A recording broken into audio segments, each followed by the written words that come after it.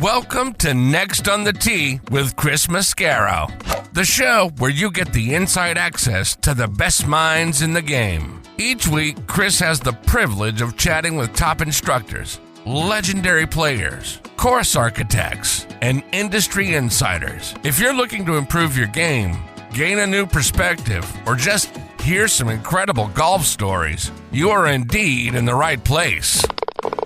You see, Chris, let me tell you something, I haven't spoken to a press man in my life that is knowledgeable, seriously, as you are.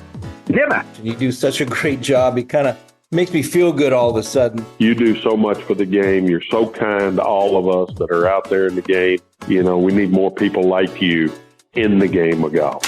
Thank you for pressing play. Now, grab your clubs, step up to the tee, and let's get started. This is Next on the Tee. Hi, folks, and welcome into this week's edition of Next on the Tee. I'm your host, Chris Mascaro, and as always, I am so grateful that you're here and you decided to press play on this week's episode. I am equally as excited because I get to bring you two of our regular guests, plus a really fun guy who makes his third appearance with me here this week on the show. And let's talk about who they are. First up, we're going to get our regular monthly visit from the Confidence Doctor, Dr. Bob Winters. Doc has done some really great work with his junior players, several of which are playing in the Augusta National Women's Amateur. One of them, Megha Ganne, went out and shot a first-round record 63 at Champions Gate. Now, the interview with Doc was recorded the night before the opening round, but you'll hear from him why it's no surprise that she went out and played so well.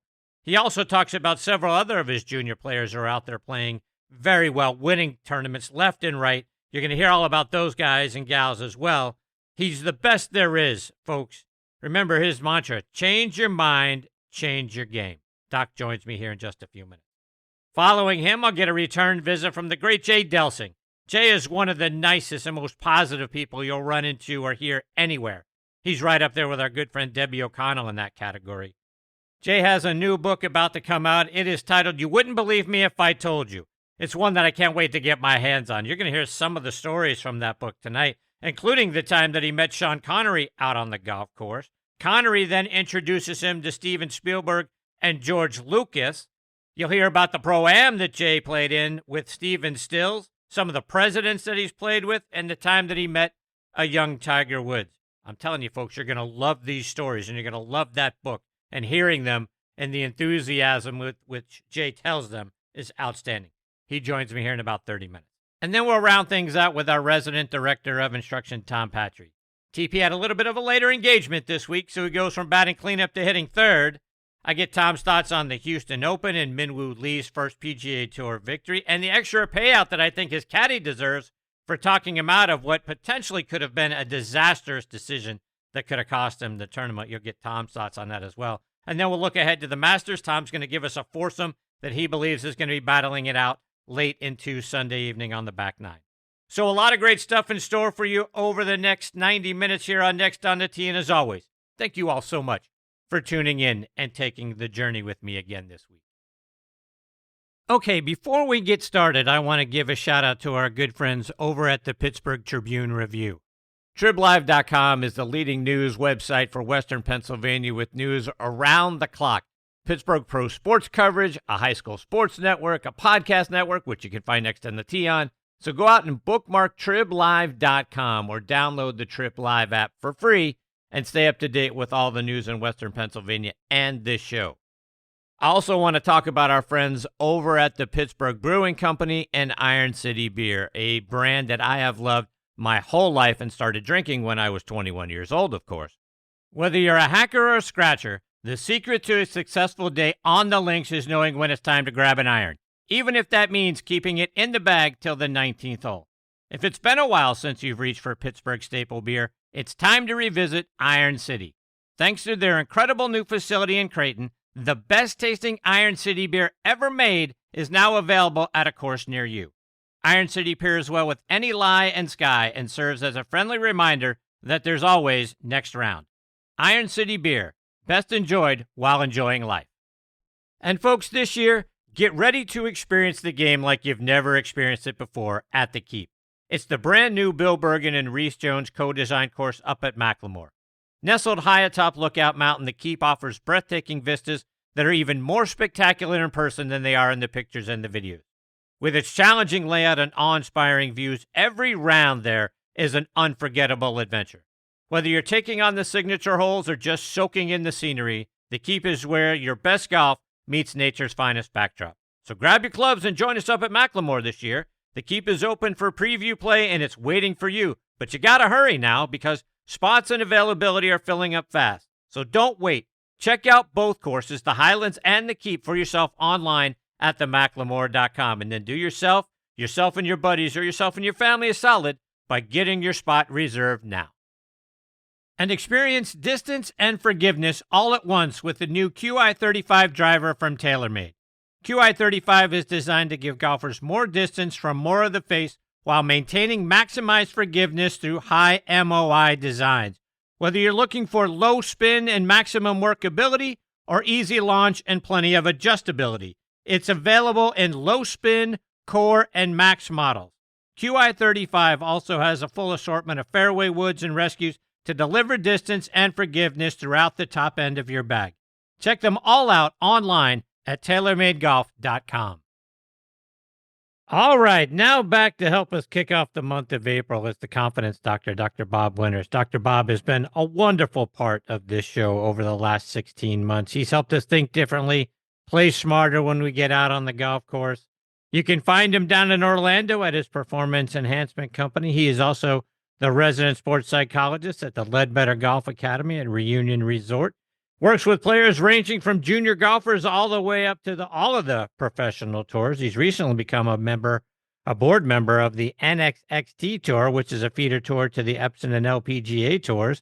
I couldn't be more excited. We get to have him back with us again this month here on Next on the Tee. Hey, Dr. Bob, how are you, my friend? Chris, I'm great, and happy April Fool's Day, the first day of April. And I didn't know we were going to get started or not. I'm sitting here going, hey, am I switched on, to Chris Mascaro, or is he just pulling my leg? So I'm just really excited to be with you, Chris. I appreciate you, Doc.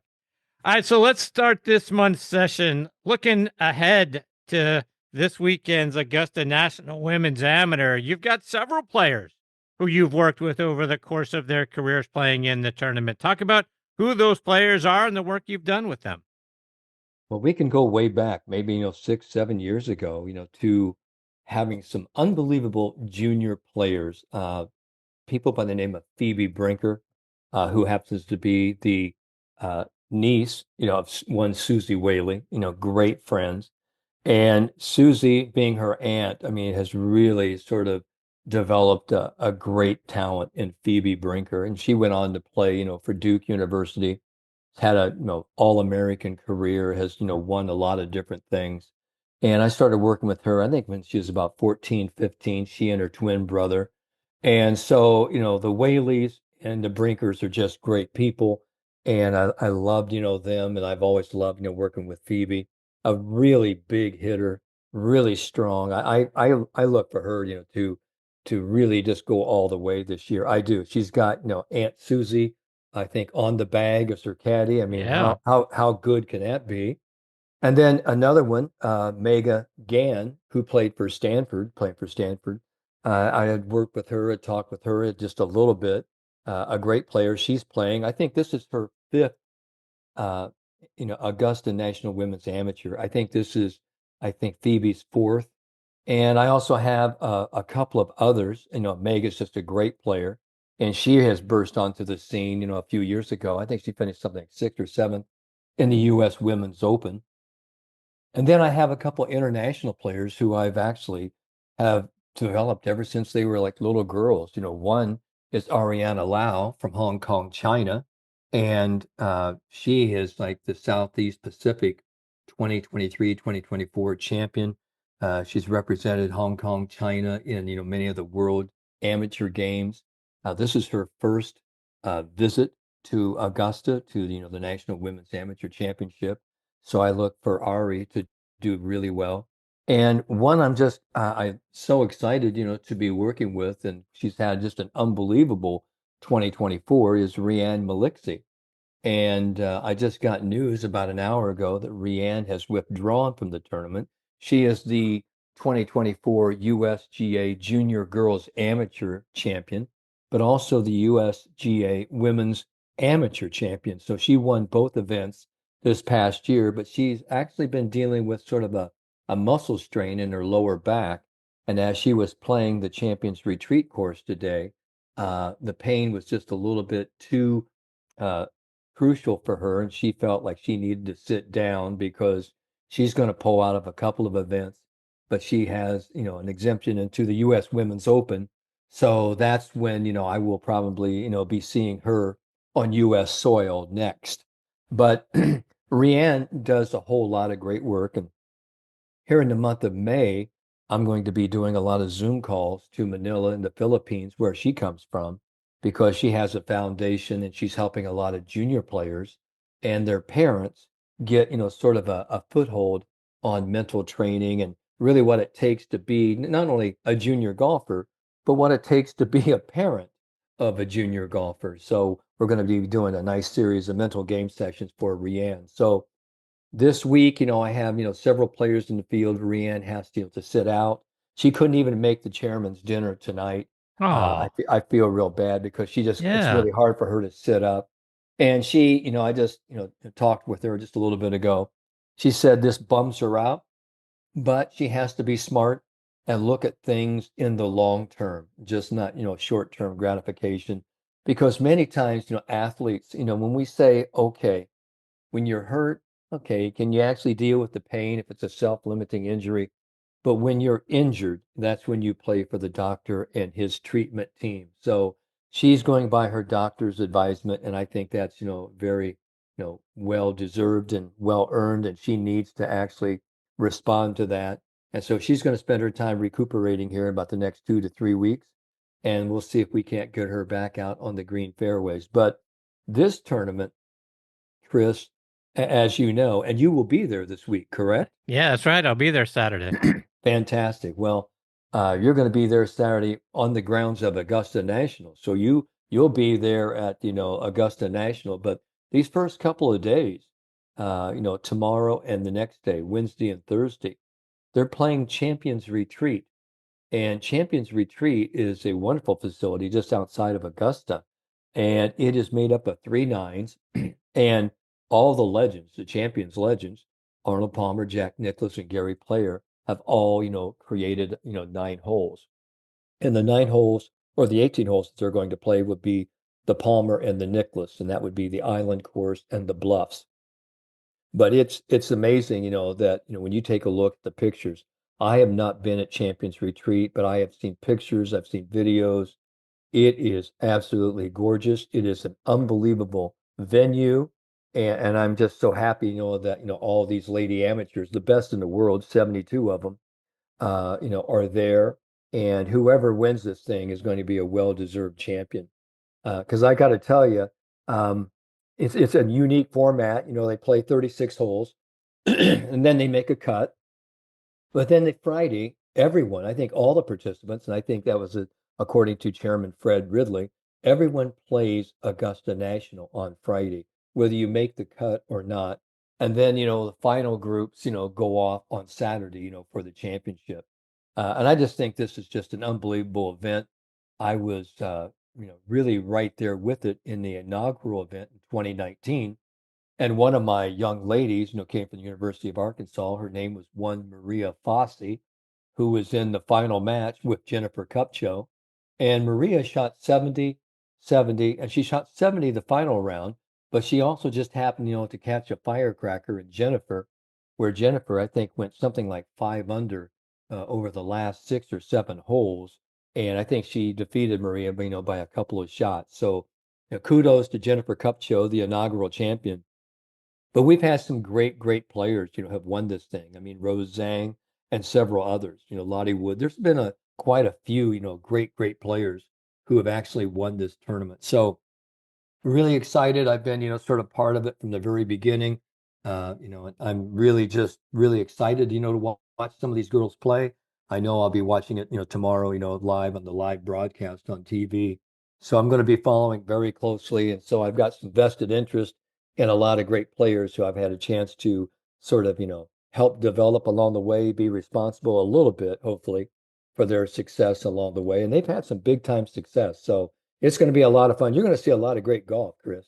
No doubt. And I tell you what, Doc, I want to expand on a couple of things that you mentioned. First of all, with Maria Fossey and Jennifer Kupcho, I mean, there's an iconic picture, right, of the two of them playing 13, and Jennifer hits a wonderful shot to get on the green in 2, and they kind of give a fist bump, to each other after she hits that, and they're walking up together. I think that's one of the wonderful pictures in the game of golf, and just speaks to what this event means, not just to these young ladies that are developing their careers, but for the growth of our game, on the women's side. You marry that together with this weekend. Obviously, the drive, chip, and putt for the junior players is on Sunday. This is a wonderful next 5 days. And then obviously we get into the Masters tournament. But for the celebration of the game of golf and what Augusta National has done to help grow our game, and then just what the players themselves have done, and I think realized how important and how great an event these things are. Well, the committee at Augusta National, I mean, all the members of Augusta, they take great pride in their golf course, in the tradition, in the history of the game. So when we start talking about gatekeepers of the game, I mean, anyone, who is a member of Augusta National is a gatekeeper. And I think Fred Ridley has had great vision. And I think, even when he came out, with this idea, he says, hey, why don't we have, this women's national championship to go along with the drive, putt, and chip championship. And speaking about the drive, putt, and chip championship, you take a look at people like, Condoleezza Rice, who's now a member of Augusta. You've got Bubba Watson, a former Masters champ, Trevor Immelman, many of these great Masters champions are there. And these little kids, anywhere, from what, 9, 10, 11, all the way up, to 14, 15, 16.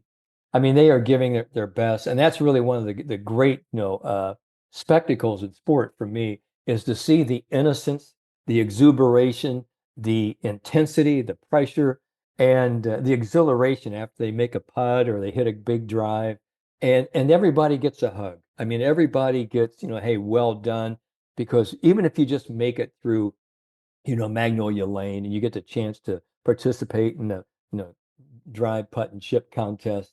And then, here you are years later, playing in the, Augusta Ladies National Amateur Tournament, and won Megha Ganne. She did win, Chris. She won, I think, 2 or 3 drive, putt, and chip championships, national championships. So she's one of those people who was there at a very early age, and then who went back. This is her 5th championship. So Megha's very, very familiar with Augusta and Magnolia Lane, and it's really exciting. I always love, go to Augusta. I've been there, with, several players, and every time I go there, I realize that this is a little piece of golfer's heaven on earth, and I just love it so much. And I just love everything about April, because this is the beginning, and everything, all roads lead to Augusta. I mean, everything up to this point in time has been fantastic. The Florida Swing, the Players Championship, everything that we've done. But as we lead up here to Augusta, I mean, everybody's really getting excited. And this is really for a lot of what we call the Northerners, the weather has broken. They're getting out on the golf course, and they're excited as well. So it's really the beginning of spring to see the blooming azaleas, the cottonwoods, all of that, and the birds chirping, to hear Jim Nance and to hear, the Augusta theme, on TV. It's, for me, I get excited every year. And I think the best place, for me, because people always ask me, do you love to go? Yes. But if I'm really, really wanting to see the Masters, I've always said this, and I mean this from the bottom of my heart. The best place for me to see the Masters, for me to see everything, is in, the comforts of my own living room, in front of my big TV. I've got a Diet Coke in my hand, and I'm just sitting there just watching it all, because they do such a great job of covering it and seeing all aspects, from the practice areas to the first tee. And I got to tell you, Chris, I want to give you a little great story. I mean, many years ago, I was asked, to play with, the King, Arnold Palmer, the day after he tees off, with Gary Player and Jack Nicklaus as one of the honorary starters. And And this was, I think, on Good Friday. And I was thinking about 2016. I think that was the year. And I was fortunate enough, to get, play with Arnie. And I remember the next day, I mean, I'm watching it that Thursday morning and I'm watching Arnie, hit his drive. And I thought to myself, here in just a matter of hours, I'm going to be teeing it up with the king. It's almost surrealistic. So the next morning I'm going and I drive, down the road. So I just live here in Orlando, just down the road from Bay Hill. So I drive into Bay Hill and I step up in the first tee and I've already warmed up and I see Arnold there and he's warming up and he comes up to me. He goes, "Are you ready?" Because we're playing an Arnie shootout, we're playing on a team. And I said, "Am I ready?" I said, "Ready." He goes, "Ready to win?" And I go, I certainly am." And he goes, "Well, you better be because I want to win this thing." And I tell you what, it was just one of the best things. It was like the general telling a little buck private, "Hey, you better get ready to go in there, buddy, because we're because if you didn't feel any pressure right then." But I felt great because here it was, I was playing with my hero, and I've been with him before and talked with him, but it was just right now, here we are on a team together, and I remember just stepping up there, and it was the adrenaline, and I remember I ripped that first drive down the fairway because I always remember something that Arnie said in his book years ago that I read as a young 17, 18-year-old. He said, "You get on the first tee, you look down the fairway, you look where you want to hit it, you keep your head still, and then you step up there and you hit it as hard as you can." And I think that's exactly really what I did because I hit one of the very best drives of the day. And I remember, the king, looked at, a couple of our other, playing partners and he goes, "Well, I'll tell you what, that's the drive. We can use that all day, Bob." And he gave me the big thumbs up. So it was just an unbelievable day, but it was just the day right after he, teed off. And so it just goes to show that, golf is such a sport that brings everybody together. And once you're in the game, as long as I've been in the game, you get to know a lot of people and how close the golfing family, the golfing fraternity really is. And I've just been really super blessed, Chris, to be able to share some of these stories with you and our listening audience. Absolutely. But I want to go back to what you said because you mentioned a couple of different times you mentioned the word pressure. So when you're there on the tee with the king, getting ready to play in an event that he wants to win, and he's letting you know how much he wants to win, that's got to turn up the pressure knob a little bit. But then to rip your drive down the first fairway and to turn and get a thumbs up from the king, that's got to be a mental image that never fades. Yeah, it's true. Yeah, and I'll tell you really what I was thinking about that. Because we always talk about, in achievement motivation. Do you feel the need to achieve, or do you feel the need to avoid, failure? Are you going to play great, or are you looking, for, some place to bail? And I heard someone tell me a long time ago, and he was a great, public speaker. And he said these three things. He goes, when you get in front of a big audience and you really want to deliver a great speech, he said, there's three things you should tell yourself. You should go out there and you should, really think about to the audience and say, "I'm glad you're here. I'm glad you're here to listen to this message that I'm going to, deliver today." The second thing is, "I'm glad to be here sharing, this information with you. And I'm so pleased to present this information to you. I'm excited to give it to you and I hope you enjoy it." And the last thing he said, and I thought it was, just gospel for me, you remind yourself, "I know what I know." And I thought about those three things and I remember, stepping up there and I remember myself and going, "Hey, you know what, whether it's Arnold Palmer or Betsy Palmer or who Palmer and or whoever, it's you are still who you are. You know how to play this game.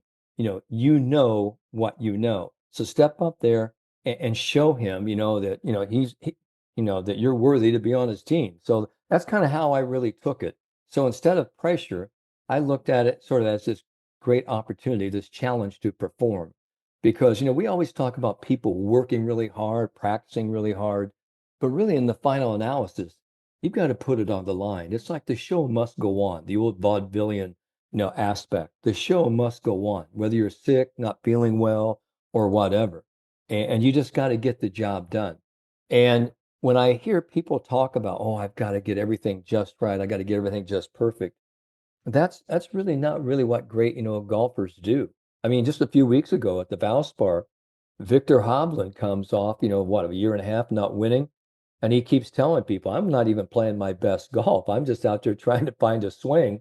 He goes, but I plotted the golf course, I plotted my strategy, I played within myself, I gave myself the opportunity. But most of all, I just kept reminding myself, hey, I can do this. I'm a grinder.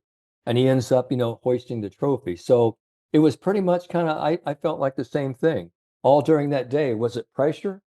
Yes, there is a pressure, and I really wanted to perform well.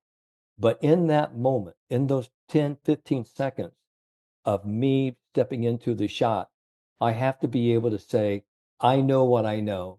I know what I need to do. Now let's do what it is that you know. And I think, that's pretty good advice for everybody. Step in there, hit the shot you know you can hit. This is your time. And no matter who's critiquing you, watching you, evaluating you, it really doesn't make, any difference. What matters is, do you care about your shot? Are you focusing on where you need the ball to go? And will you allow yourself to do it? Doc, you've got other junior players that have gone out and achieved some great things. As I've kept my eye on your Instagram page, you've got some kids that have committed to college, won some tournaments. Update us on the success of Jaden Friedman, Ajax Lanessa, and Brendan Valdez. Those guys are out there doing some really good stuff. Well, Brendan Valdez, right here from Orlando and the Orange Tree Golf Club, my golf club. I mean, he's, the one of the number one, golfing athletes, for Auburn, for the Tigers. Go War Eagle. And he's just an amazing talent. And I've been with him for many, many years. And he's just, one of the very best. And he does it his way. If we talk about Frank Sinatra doing it my way, Brendan, does it his way. And that's one of the things that he and I talked about many years ago when we first started.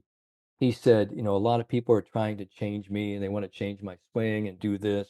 He goes, what do you think? And I go, I'll tell you what, if you believe in it, you trust it, and you think you can win championships with it, don't let anybody really, talk you out of it. And he has it. And he's gone on to become, one of the dominant players in collegiate golf. And I've got Jaden Friedman, from Boca Raton, who's now just starting to light it up a little bit. He's just starting to believe in himself, developing sort of this momentum, developing some confidence. And his last two tournaments, he's finished, second individual for Colgate for the Raiders. And I've got a young Ajax Lanassa from West Palm Beach who just won the, Panther National Club Championship, who I think he made something like 9 or 10 birdies over, something like 27 or 28 holes, and ended up winning, that prestigious club championship down there. And this is like his third title, I think, in the last 3 or 4 months. So we have, players just winning all over the place. We've got a lot of people at our golf academy, the Ledbetter Golf Zone Academy, people, that are winning, people, from all over, the globe. So it's just been, just a fun ride. These young people, they keep me very, very, they keep me very young too, Chris. But I got to tell you, I remember what Bobby Jones said about Jack Nicklaus when he saw Jack Nicklaus hit the shot. He said he plays a game for which I am unfamiliar. The prodigious, almost what I call stupid long, some of these young people hit it. It is just crazy. And just not only are they long, they're extremely accurate. So, in my day, when we said people were really long, I mean, they were like 275, 280. I mean, if you think about it now, if you hit it 280 yards on the tour, you are probably the shortest hitter on the PGA Tour. And many of the, these young women who are playing here this week at Augusta, I mean, they're busting the ball anywhere from 250 to 300 yards. I mean, on average. So, I mean, they just aren't any little powder puffs out there. I mean, these young women can really flat play, much like the women that we see on the next tour, the Epson Tour, and then getting onto the LPGA Tour. It's just the hierarchy, the more elite you get, the more talent you have. It's unbelievable, the amount of athletic talent that, we are grooming for success. And it's fun to be a part of, I got to tell you. Doc, before I let you go, remind our listeners again how they can come and see you, get copies of your books, plus follow you on social media as well. They can follow me at Dr. Bob Winters or Dr. Robert Winters on Instagram or Facebook. You can follow me on my website, theconfidencedoctor.com. And if you can't find me at those places, just Google Dr. Bob Winters, and it will lead you to many, many venues. And you can also go to davidledbetter.com. I'm also at the Ledbetter Golf Academy here at Reunion Resort in Orlando, Florida. So a lot of places. And I got to tell you, Chris, it's spring, azaleas are in the air, people are excited, and it's Masters Week coming up here, and tell you what, it's just great to be, a regular on your show. You do such a great job. And thanks for always having me next on the tee. And I always want to remind everybody, the moment you change your mind, you change your game. So I hope everybody, next time you go out and you go play golf, I hope you always find your ball at the bottom of the cup. There you go. Doc, I can't thank you enough. It's always a privilege to get to spend some time with you. Thank you for coming back and kicking off the month of April with us. It's my favorite time of year. Can't wait to catch up with you again in May. In between now and then, all the best to you and your family. Thanks, Chris. Take care. You too. See you, Doc. That is the great Dr. Bob Winters. Again, follow him on social media at Dr. Bob Winters on Instagram and Twitter, online at theconfidencedoctor.com. And like it says on his Instagram page, for those who want to win, get in touch with Dr. Bob. And if you go back and listen to all the segments that Doc has been a part of, again, it has been 16 to this point. Each and every one of those allows us an opportunity to play our best golf, always gives us a nugget that we can take with us, jot down, and remember and refer back to. He is just one of the most amazing people in our game. He helps keep you grounded and focused while you're out there on the golf course. Like I always say, I can't thank him enough for all the great contributions that he's made to this show over the last 16 months. We'll catch up with him again when we kick off May. Coming up next is a guy who played out on the PGA Tours, got his own wonderful golf show, plus is just a fantastic human being, and that is Jay Delsing. Before I bring Jay into the show, I want to remind you about our good friends over at On Point Golf and their fantastic On Point ball marker. Get the #1 ball marker in the game of golf. On Point is the only three-dimensional ball marker out there, with alignment technology and a removable coin that is approved to use according to the rules of golf. As you know, putting is all about line and pace. Mark your ball with On Point, engage with your three-dimensional ball marker, and have more confidence in your line, execute the putt, and you're going to lower your scores. Do what the likes of Jim Furyk, PGA professionals, and amateurs alike are doing now. They use the #1 ball marker in golf and they lower their scores. You know Ken Duke and Thongchai JD. They won for the first time on the PGA Tour in 2023, and they were using an On Point ball marker. Get yours at onpointgolf.us and make more putts. And oh, by the way, you can also customize the removable coin for any club, event, or corporate outing. They make really great tee gifts and custom products. That's also going to help lower your score. I use On Point ball markers. Mine is black and gold, 3D black golf ball with a gold line down the middle to help me line up my putts. It's like having a 15th club in my bag. It's helped my game. Why wouldn't you let it help yours? Again, onpointgolf.us. See what I'm talking about. Order yours today. All right, now back in Next on the Tee with me is our good friend Jay Delsing. I'm sure you guys know him from his great playing career, plus his wonderful radio show, Golf with Jay Delsing, which you can hear on ESPN Radio 101.1 FM in Houston or online.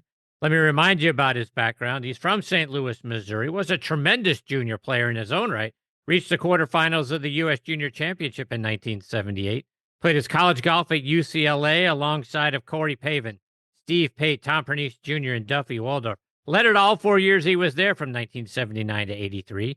He was a two-time All-American, and he helped them win back-to-back Pac-10 titles in 1982 and 83, had 7 career college wins, and his 13 career top 10 finishes and 55 career rounds are both the most in UCLA history. Graduated with his degree in economics, earned his tour card in 1984, He shared the title at the 1993 Jerry Ford Invitational Celebrity Pro-Am with our good friend Donnie Hammond, who will be joining me next week, plus Jim Thorpe. Finished second at the 1993 New England Classic and the 1995 FedEx St. Jude Classic. He also had 3 third-place finishes, 11 top 5s, 30 top 10s. He won twice on what is now the Corn Ferry Tour at the 2001 Fort Smith Classic and the 2002 Omaha Classic. In 2020, Jay was inducted into the St. Louis Sports Hall of Fame. 2023, he was inducted into the Missouri Sports Hall of Fame as well. He's written a new book. It is titled You Wouldn't Believe Me If I Told You, which is going to be released a little bit later on this summer. June 3rd, I believe, is the targeted date. And I am honored he is back with me again this week here on Next on the Tee. Hey, Jay, how are you, my friend? Chris, I am doing well, my friend. Thank you so much for having me on. I love what you're doing. How is that wheel? How's that foot of yours doing? I'm getting a little bit better every day, Jay. You know, I as I say, you know, I'm targeting to get back and moving around a little bit better. I was hoping by the end of April. I'm not sure I'm going to be quite there, though. I'm gonna make my way around Augusta National on Saturday to see the women's AM out there. I can't wait to be back on those grounds and watch these young ladies make me look terrible, make me feel bad about myself. But I'm getting there. It's gonna. Everyone's telling me it's gonna take me a year, Jay. So I'm about 6 months in. I probably have 6 months more to go. It's tough as we age because we just don't heal as quickly. That's right. Yeah, not nearly as quickly. Jay, I want to start with your new book. Again, it is titled You Wouldn't Believe Me If I Told You, and that's got me excited about what you're going to be talking about and the different stories you're going to tell in this book. I'm sure they're great stories because you've told some of them, I think, here on the show. But I'm looking forward to reading it. But I got to ask you, what inspired you to go out and write a book? Oh, gosh, Chris, I have a dear friend. His name is Will Salisbury, who does the book with me.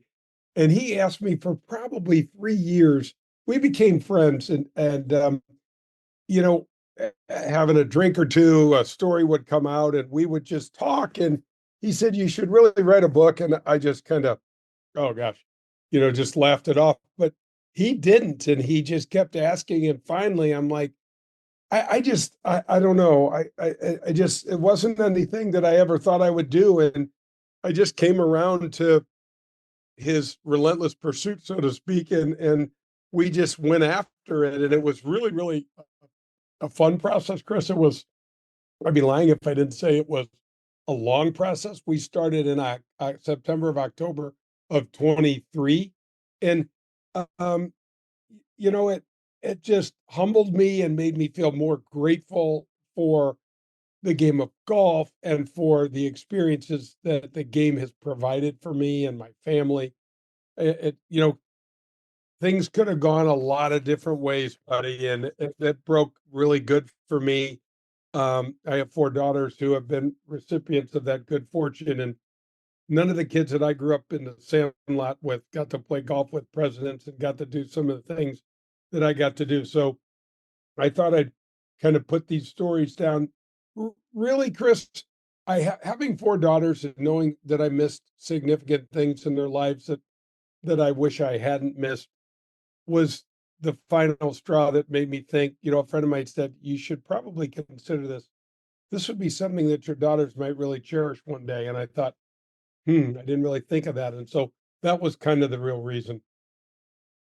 Jay, as I was reading some of the previews of the book, you talk about being a blue collar kid in a white collar world. What did you mean by that? Well, I started off as a cat, and I grew up, I have 3 older sisters, a younger brother. So I was the 4th of 5 kids. We grew up in about 1,000 square foot house, Chris, with 1 bathroom, 1 car garage that was full of junk and stuff, because we couldn't actually park a car in there. And the golf course that I grew up on, I started playing golf with my mom's clubs. I didn't realize they were ladies' clubs until I didn't realize that it was Louise Suggs and not Louis Suggs. And my friend told me red woods meant they were for girls. And I, was ready to fight over that. But I guess what it really was is that when you started off, so I started caddying when I was 13 years old. You went in the caddy yard or the caddy area. there were grown men in there. This was not like, this was not a place you would have sent your kids nowadays. You know what I mean? You just wouldn't. And we learned to play cards. We learned to swear a little bit. We learned to bet on sports. We learned a lot of things that, had I not done that, I don't know when I would have learned them. I sure as heck would have learned them. But it was just, it was, you know what, Chris? I wasn't hanging around this sort of person had it not been through caddying. And so I'm walking down the fairways caddying for some of the folks that I caddied for regularly. And I was privy to different conversations, Chris, that they weren't having those in my neighborhood. They're, talk about business, talking about running companies, talking about, buying things, talking about traveling, talking about things that were definitely me kind of out kicking my coverage, so to speak, because I was all ears. I didn't know the first thing about any of this stuff, but I was very interested, and it was the game that wound up providing those things to me because I quickly became a good player.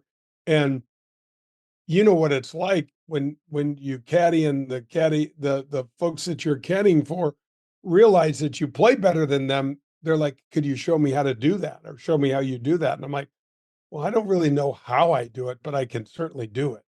And so that's really the thing. I think it was the entering into the game through caddying was probably the biggest thing. We weren't members of the country club, Chris. We couldn't afford that, and so it wasn't, that was kind of the way that I saw it. And not in a real bad way, but there were plenty of people throughout this process, Chris, that made me know that I was a caddy and that I wasn't a member, if if if you know what I mean. So like in Caddyshack, they'd let you go in there and get in the swimming pool from 1 to 115. One of my favorite, Chris. I've watched Caddyshack 1,000 times, and it was probably on show 500 that I saw caddy swim hours 1 to 115, and I thought that's exactly right. They're like, yeah, you can play golf if you tee off between 7 and 7:05. You know what I mean? It was like, go ahead, good luck, guys, go get them. No doubt. Also, in some of the previews, they talk about over the course of your playing career and the people that you got to be around. And you got to be around a young Tiger Woods. What do you remember about being in the locker room and around Tiger when he was first coming out on tour? Well, I can remember at Milwaukee, my parents were able to come to that tournament, and we were out having dinner, and Tiger came in, and I had only met him one other time. But I remember walking over to his table and shaking his hand and say, man, it's great to have you out, best of luck. And I had no idea what I was saying. I mean, it reminds me of, our buddy Curtis Strange interviewing Tiger, and Tiger telling him how important it is to him to win. And that, if you finish third, it's really nice, but it's not very good. And Curtis saying, you'll learn. And I look back at that conversation, realizing someone learned, but I don't think it was Tiger, that was not the way that he thought. And it was, it was something, Chris, I didn't have many good years after Tiger got out, which is, kind of reflected in my low career money and things like that. But watching him was a thrill. I would hit balls next to him whenever I could. I was not, I mean, I would say he's my friend because we both played golf, but I'm not, one of his buddies that he's texting all the time and things like that. But it was amazing to watch the PGA Tour blow up all because of Tiger. And I remember I played right behind him at Buick Flint one year, and that's when he was carrying a Buick bag, and every single corner there was a billboard that said Tiger Woods this, Tiger's playing at Warwick Hills, Tiger's playing in the Buick Classic, whatever it was. And I said to him on the putting green, I said, do you even notice that anymore? And he goes, no, no. He goes, I just put my head down and off I go. And it's just part of the landscape. He was just so accustomed to it. And I'll never forget, Chris, watching him on the range that week at Buick, because our tee times were so close. I watched his warm up, and it changed my warm up, because what he would do, and I say this kid, but he was just a baby still in his early 20s, and he would hit a couple 60s, and then hit an 8-iron, and then hit a couple of 56s, and then hit some 4-irons. And he was always going back to his wedges. And I could tell it was to really help him with his rhythm and tempo and sense of trying to get that timing of, this is how we play golf. We don't hit 15 4-irons in a row that often, unless we're really working on something. And now he's prepping to play, and he was working on getting in that mindset of, I'm going out and I'm scoring low, and that's what this looks like. It was really awesome. You also have had a wonderful relationship with Jack and Barbara Nicholas. When did you first meet Jack? Oh my gosh, I can't even begin to tell you. So I got to be friendly with Jackie Nicholas when he played at University of North Carolina, and I was playing at UCLA. You said USC on the air. Oh my gosh. I'll have to edit that out. You'll get letters. I'm going to hell for that. That's not even close to being acceptable. But anyway, it's so funny. I just became friendly with Jackie, and then we seemed to run into each other a lot, and a couple of times he introduced me to his dad, and it's one of those introductions, Chris. You don't know whether you should genuflect or, it's like, because you're in the presence of greatness. And Jack was always such a hero of mine. And then I got on the PGA Tour, and Jackie was trying to get out. He was on and off and things like that. But Jack, I can remember getting to play in the Memorial Tournament, Jack just making me feel so at home. And then Jackie sending me Christmas cards every year with all of his children. Jackie has 5 children, all of these grandkids. And he just said, my mom is a rock. He always said this, my mom is a rock star. And I was like, I didn't really know what that meant. And then I had my first child, and lo and behold, a christening gift from the Nicholases arrives at my front door. Wow. And yes, every birth of my 4 daughters, Barbara Nicholas sent me a christening gift. And it is, and so I was so fortunate to have Barbara on my show probably about a year ago now.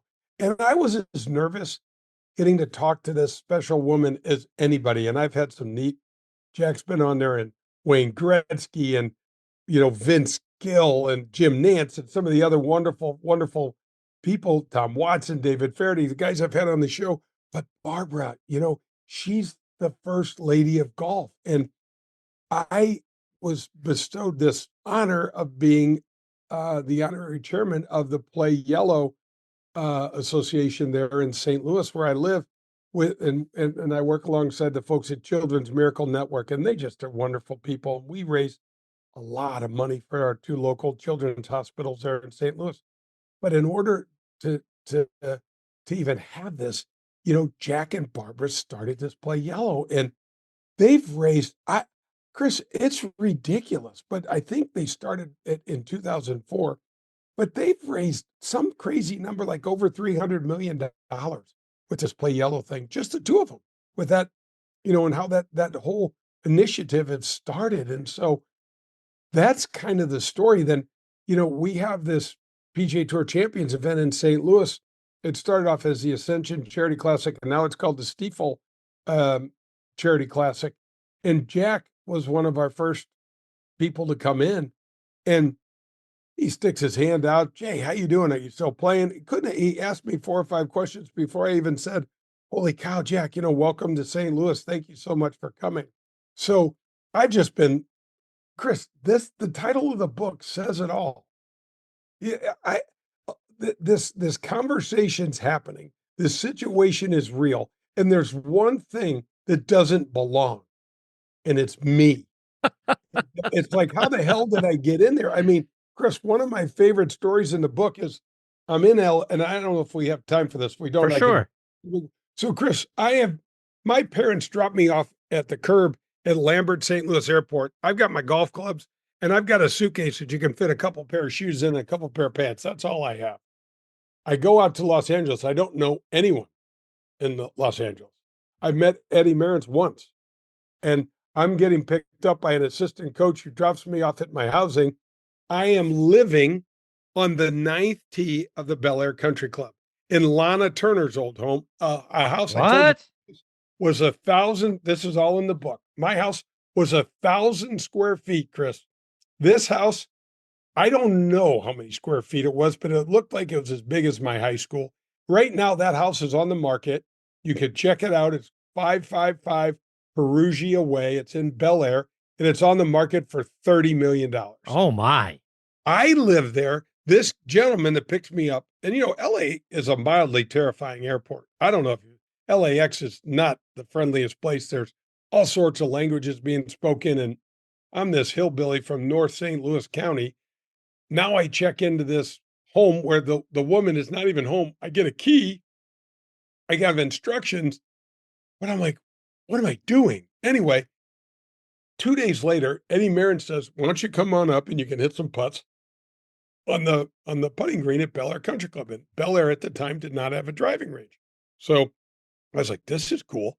So I walk out the backyard, clubs on my shoulder, walk up this massive hill, and I'm on the putting green. And I'm standing there. I just got my UCLA golf bag. I was so proud, Chris, just crazy proud. And this guy taps me on the shoulder about an hour into this. And this is in October because UCLA's on the trimester system, Chris. We start school late. So probably September, October, something like that. And he says in this really familiar accent, young man, would you care to play nine holes of golf with me? I turn around and it's Sean Connery. Now, this is 1970. Exactly. And I turn around and I'm like, wow. Holy smokes, man, this is James Bond. And I said, oh no, Mr. Connery, I'm not a member. I'm still in this caddy mode. I'm like, and he goes, well, you're certainly a part of the UCLA golf team. And I said, yes, sir. And he goes, well, I just checked in a golf shop and they said you could go play with me. So I'm like, Chris, no kidding. I sprint over to my golf bag thinking, I got to hurry up before he changes his mind. And I'm going to play golf with Sean Connery. So we go play, and this is phenomenal. We're walking up the 9th hole, and it is so dark, Chris. I'm 3 feet from this man who I have this horrible man crush on now, and I can't see him. And I said, Mr. Connery, and he kept telling me to call him Sean. And I'm like, Mr. Connery, I think we should play the back nine. He says, Jay, I'm struggling to see my ball as it is now. And I said, I am too, but I just really don't want this day to end. And he says, why don't you come and have a drink with me? And I said, what? I'm 18. I'm like, okay, for sure. So Chris, I don't know if you've ever had the opportunity to play Bel Air Country Club, but it's still one of my top 3 favorites in the world. You walk off the 9th hole. It's in a little canyon. You exit stage left. You go through a tunnel. No kidding. You press a button, an elevator comes down. It picks you up and it drops you off into the middle of Bel Air Country Club. Now, I've never been in this place. And so he's telling me what to do. Put your bag over here and now follow me and we'll go to the men's grill and we'll have a drink. And I'm like, okay. So I'm literally this little puppy following Sean Connery around. He runs into 2 of his friends. He introduces me, but I'm like, dude, I'm with Sean Connery. I have no time for you. I am following this man. Let's make this quick so that I get to hang out with Sean more. And I said, nice to meet you, sirs. And we walked on and we turned the corner and he stops me and he says, Jay, you should probably take note of those 2 fellas because they're really going to do some interesting stuff in Hollywood. Their name was Steven Spielberg and George Lucas. Of course they were. Of course. And of course.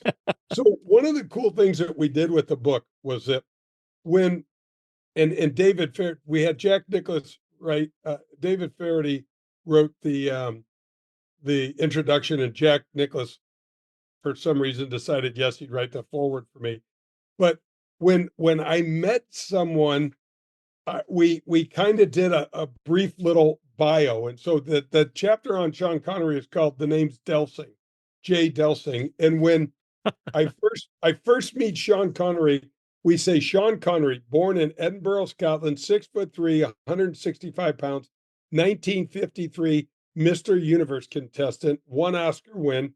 His box office earnings of the films he's done is 3,103,469,655. This was in 1979, and then we put on there James Bond. And when we run into Steven Spielberg and George Lucas, we put Steven Spielberg, Phoenix, Arizona, via Cincinnati, Ohio, listed at 5'7", 165 pounds, 3 Oscar wins, estimated net worth $4.8 billion. It's just, so that's what I'm saying to you, Chris. That's where the title came from. Because how in the hell am I in any sort of conversation with Sean Connery, George Lucas, and Steven Spielberg? And amazing. It's just stupid. But Chris, that's the beauty, the power of this game. It just does wonderful things. I tell people all the time on my show, and I know you feel the same way, the societal powerhouseness of golf and all of the monies that it raises every single week on the PGA Tour, on the Korn Ferry Tour, on the Champions Tours, the LPGA Tours, our local communities, Chris, that have fundraisers for sick families and for sick children and for Danny Thomas Hospital, the St. Jude, and all. It's just incredible. It is absolutely incredible. And it's unlike anything else. It's just unlike anything else. Indeed. One more before I let you go, Jay. But I also heard that you had an encounter with Stephen Stills. You share that story?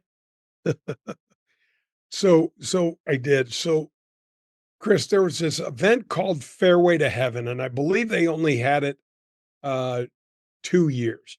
And I played in both years. And one year, I get paired with the great Stephen Stills. Now, I love music, with a caveat. I shouldn't be allowed to listen. I can't dance. I can't sing.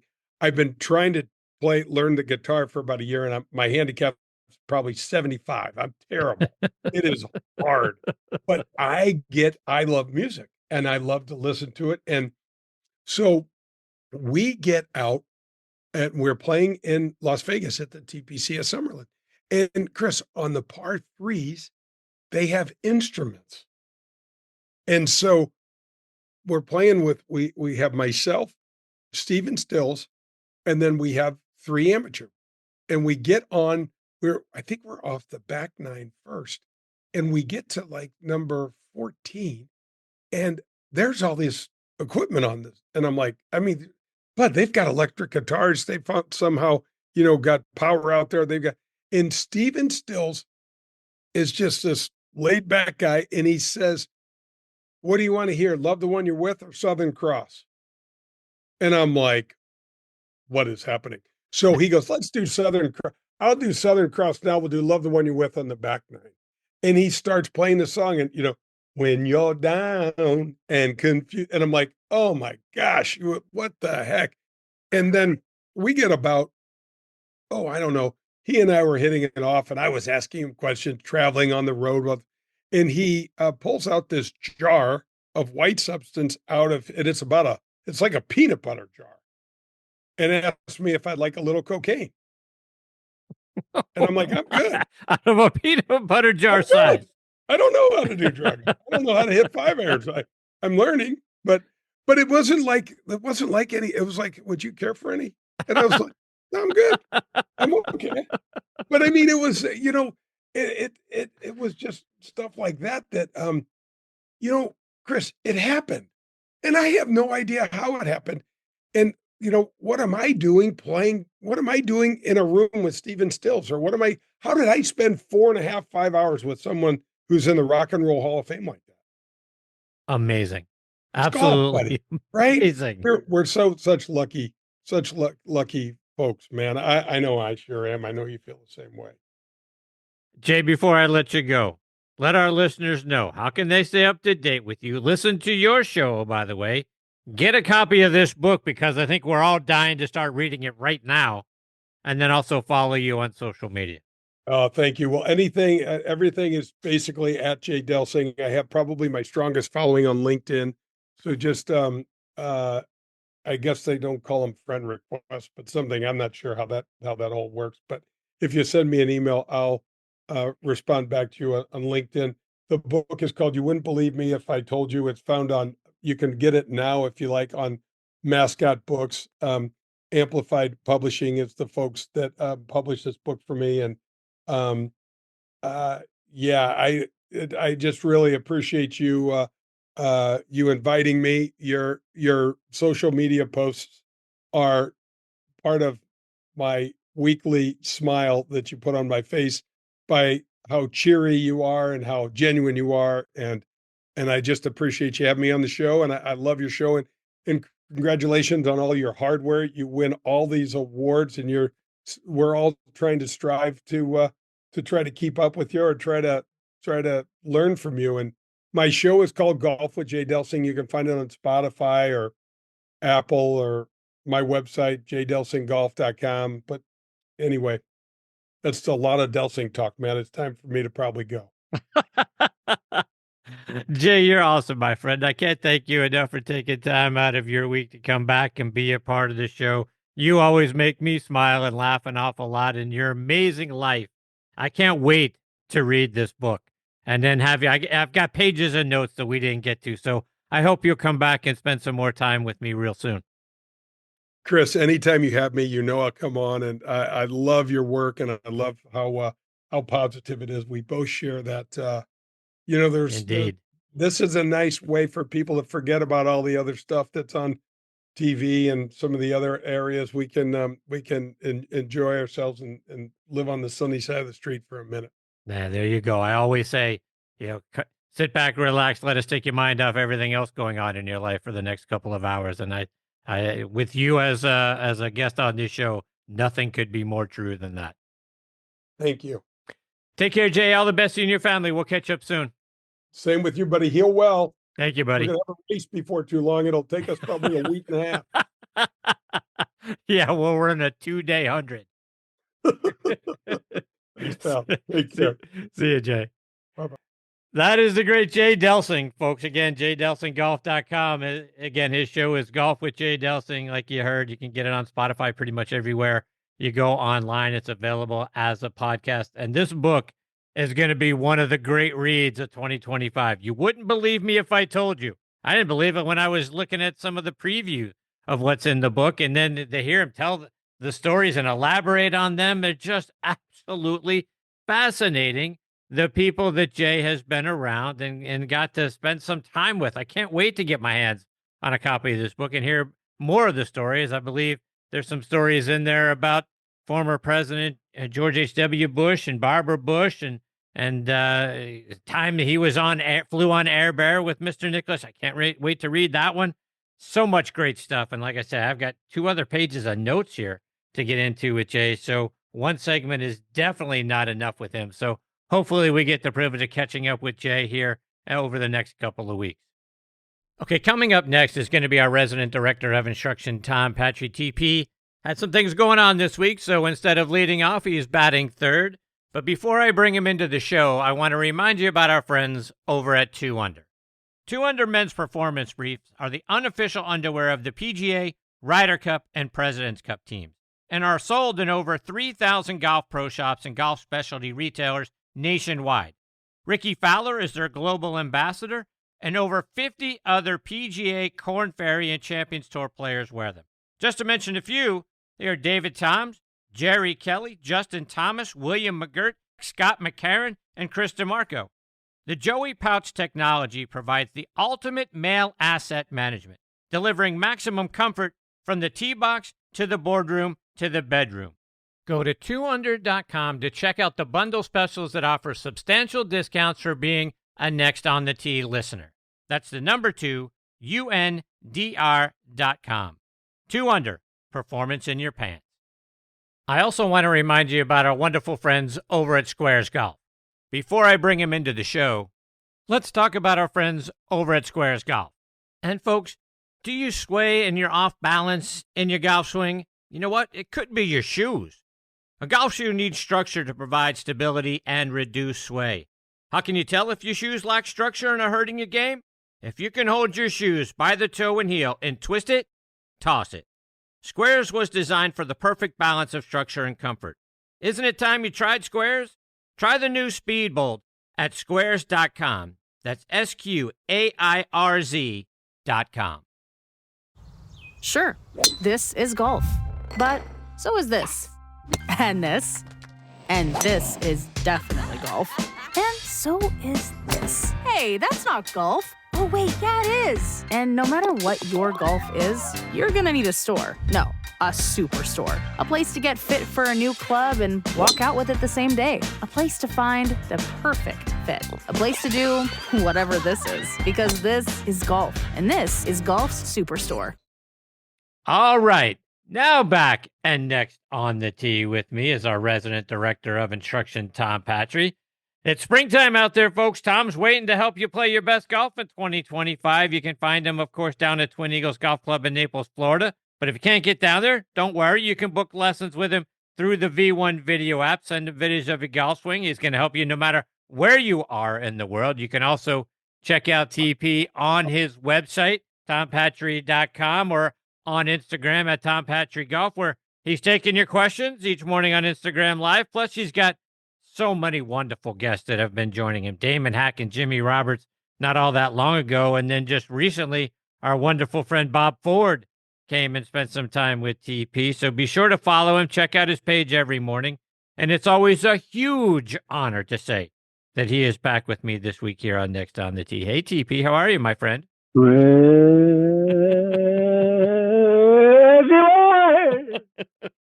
You had a very important dinner engagement that has made me wait to have you until late in the show. I'm sitting in the previous Denise piece in the parking lot on Bonita Beach Road outside Enzo's with Denise and your good friend Juan Zingelbaum from Kick Point Golf are inside still eating dinner.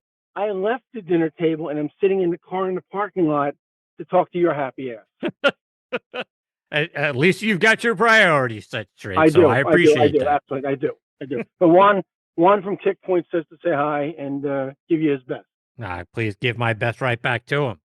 All right, so let's talk some golf, and I know you can't spend a lot of time, so I want to hit some of the highlights. Good. Let's fire away, big man. Just fire away. I want to look back at last week's Houston Open with you. Minwoo Lee gets his first career win thanks to some great playing, particularly in the middle rounds when he shot 64-63. And then what really stuck out to me is being talked out of what could have been a really horrible decision early in the round on Sunday on the 8th hole. His caddy takes him, he hits a drive into the bushes. You can see his ball underneath the branches of the bush. He gets down on his knees.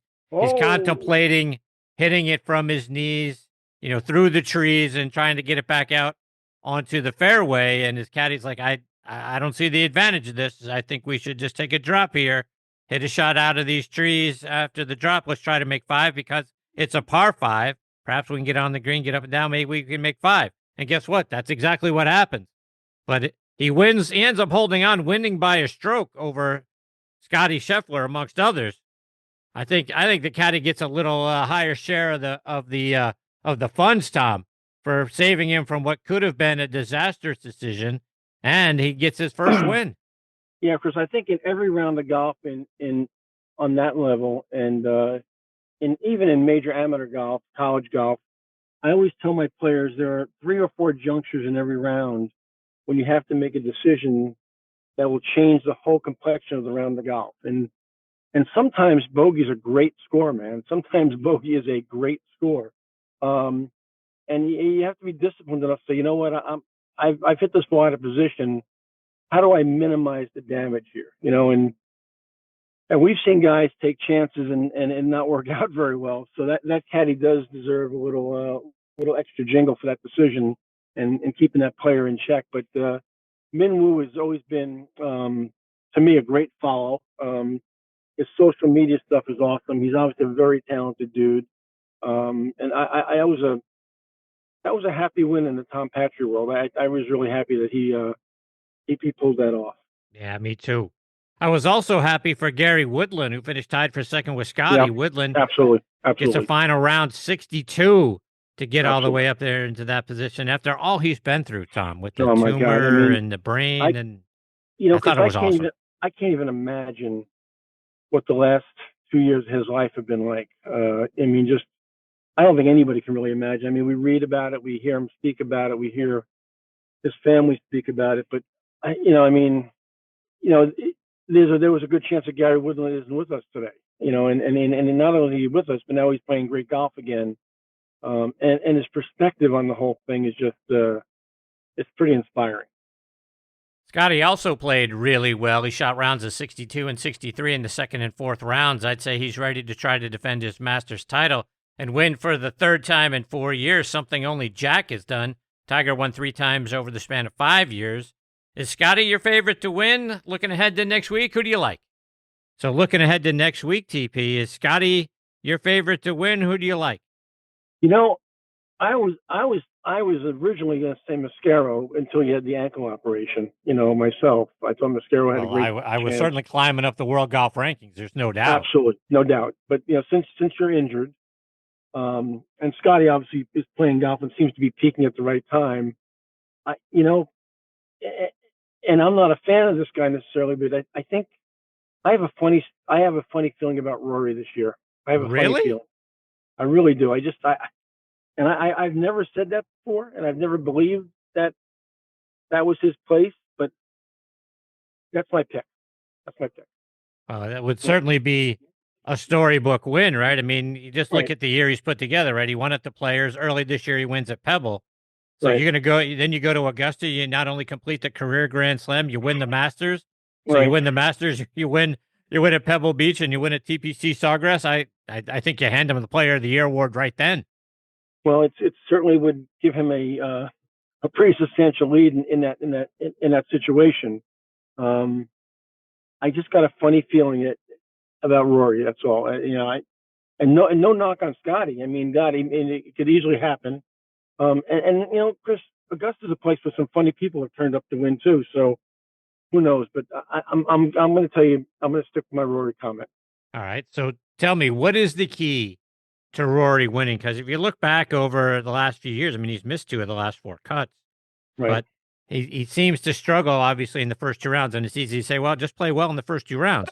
But I think the key to Augusta is, we know what the key to Augusta is. You got to putt those greens. I mean, that's the whole deal. And he's been very, very, in his career, obviously very streaky with the putter. He's either really, really good or he's really, really bad. He seems to be rolling the ball better. He did not drive the ball well at TPC and still won. And he won because he made some very key putts at the right times. And those greens at TPC are not exactly friendly either. So that was encouraging, I think. And I think maybe a little confidence boost there. And I just think you got to putt well there. I mean, it's got to have whoever wins at Augusta has a great putting week. Let's face it. I mean, the two Crenshaw wins, obviously not a great driver of the golf ball. In 2 wins at Augusta, Crenshaw had 0 3-putts. The only other person to do that over 72 holes was Jose Marie when he won. You got to putt the golf ball. He's got to have a good putting week. All right. So if Rory is the guy that you ultimately think wins, let's put it round out a foursome. Give me 3 other guys that you expect to be around the top of the leaderboard. Well, certainly Scotty. Certainly Scotty. You can't count him out. He's going to be sniffing on Sunday, no doubt about it. And you want 2 more. That's I got another funny one for you, and you're going to laugh at me a little bit on this one, but I think Justin Thomas is going to be there. Yeah, I think he is too. I think that's maybe my 3rd. And this is a sentimental pick, but I would love to see Jason Day win the Masters. Really? I'm a big J Day fan. I'm a huge J Day fan. I think just I like the demeanor. I like his attitude. If he's healthy, he's very good. As long as he doesn't have a Melbourne, billboard on his chest, he's not walking around with a sandwich board that says Melbourne on it. Now, Chris, let's be nice. This is be nice. This would be nice. This would be nice night. This would be nice night. Off the air, you know how I'm not nice, but I'm on You the were air. definitely not. I'm not. Hey, is Devers hitting the ball? Is Devers bringing it back pretty good in Boston? No. Fortunately for him, they don't play tonight, which is odd that you would play on a Monday, be off on Tuesday, and play again on Wednesday. But this has been his best day so far this season. It's he's off, and he won't strike out 3 times tonight. He's got you know what he's got. What's that? He's got the Jackie Bradley Jr. disease. Oh, don't do that to our friend JBJ. That's awful. Knock down. But I tell you what, if they gave him one of those wiffle ball bats that your boys are using, that maybe that would change his fortune. See, right away, you got to take it. First of all, MLB approved those bats. Get off your Sure horse. They did. They did. They're legal. Okay. You're only jealous because you don't have those bats yet. Why didn't you think of this? I understand. Yeah, 100%. Yeah, I am frosty because the guy came from MIT. What the hell's he doing helping the Yankees? The guy from MIT. Oh, we just another example of a great franchise just staying ahead of the curve. That's all. Whatever. Come on.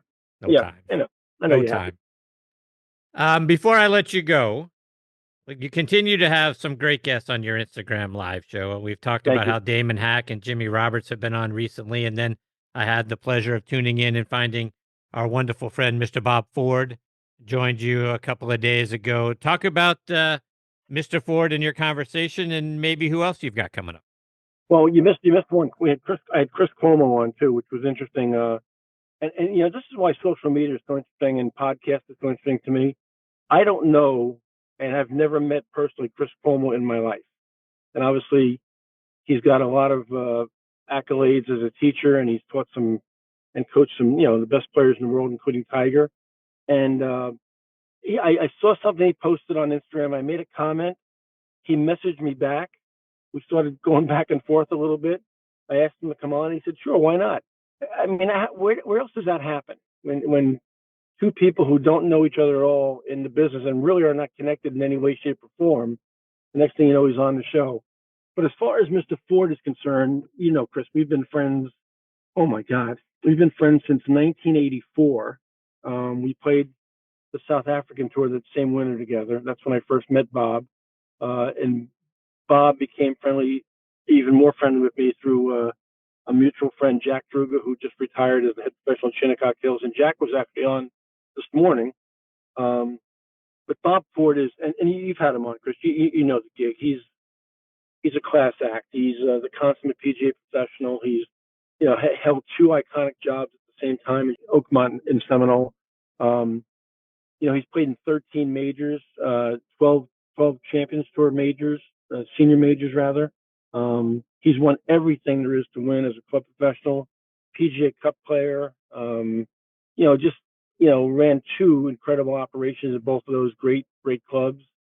I don't know, I played golf with presidents and I mean, it's just been an incredible career, kind of a storybook career. But through all of that, the guy is absolutely as humble as you can find a person.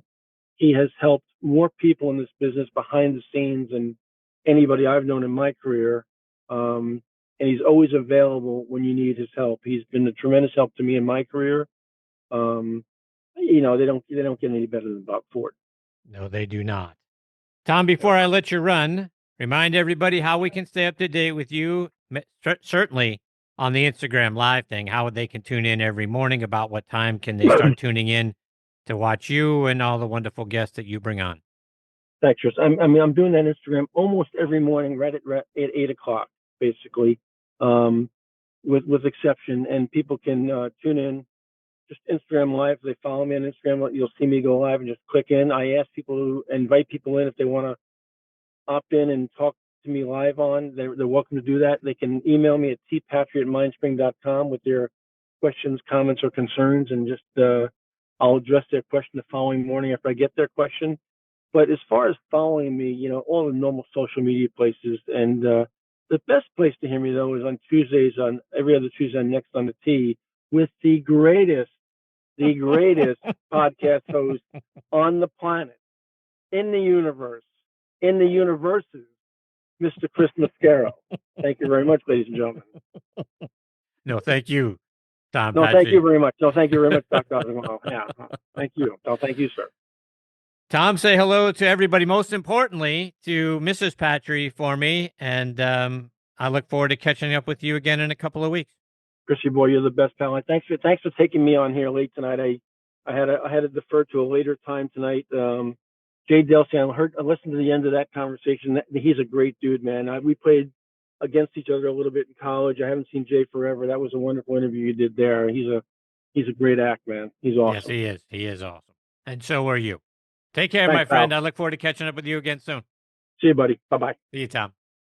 That is the great Tom Patry. Again, at Tom Patry Golf on Instagram. Be sure to check out that page every morning, see who he's got coming on, who he's talking with. And if you want to be a part of that, opt in. He gives you the opportunity to do that. His website, tompatry.com. And be sure to subscribe to that YouTube channel. Talk about it all the time. 350 plus free playing lessons for you. Just waiting for you out there to check him out. But he is just the best. No two ways about it. And as an instructor, and more importantly, as a human being and a friend. Can't wait to catch up with him again in a couple of weeks. All right, my friends, it is time for me to put a bow on this week's edition of Next on the Tee. My sincere thanks go out again to Dr. Bob Winters, Jay Delsing, and Tom Patry for joining me. Next week, we'll continue to preview the Masters with one of the all-time great ball strikers and a guy who played in 6 Masters tournaments and is a Georgia native. Tim Simpson will be back, as will another tremendous former player out on tour. A guy who was in the second-to-last group on Sunday at the 1986 Masters. Donnie Hammond will be here, and he'll be followed by a guy who will be on the broadcast next week and who finished in the top 10 in all 4 majors during the 1990s. Wonderful man Frank Nobilo will be making a return appearance again as well. So it's going to be an amazing show, folks. I hope you'll come back and join us. I want to thank our great friends over at the Pittsburgh Tribune-Review for hosting this show on their site. For coverage of everything going on in Western Pennsylvania, including your favorite sports, go to triblive.com, and you can find the show by clicking on the Sports section tab, and the most recent episode is going to be front and center for you there on the homepage of the Sports section, or you can click on Sports and then Podcast Network, and you're going to see the Next on the Tee logo. Click on that, and many of the most recent episodes are going to be available for you right there. You can also find this show pretty much anywhere you get your podcast content, including on Good Pods, Apple Podcasts, Spotify, Amazon Music, Player.fm, and GolfNewsNet.com. And as always, my sincere thanks to the great folks over at Good Pods for making this show one of their recommended podcasts. So please download their free app and stream your favorite podcast right there on your favorite device. But like I say each and every week, most of all, my sincere thanks go out to each and every one of you for being the greatest supporters in the history of podcasts. I appreciate each and every one of you so very much. Until next week, hit 'em straight, my friends.